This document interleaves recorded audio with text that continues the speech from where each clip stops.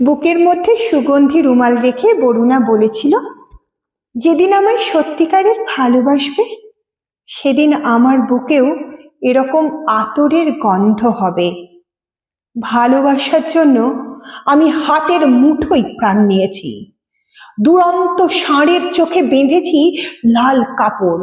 বিশ্ব সংসার তন্ন তন্ন করে খুঁজে এনেছি 108টা নীল পদ্ম। তবুও কথা রাখেনি বরুণা। এখন তার বুকে শুধু মাংসের গন্ধ। এখন সে যে কোনো নারী।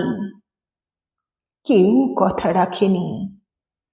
33 বছর কাটলো, কেউ কথা রাখে না। নমস্কার, আমার চ্যানেল শ্রাবণীর গল্পকথা সাবস্ক্রাইব করুন, লাইক এবং শেয়ার করুন। ধন্যবাদ।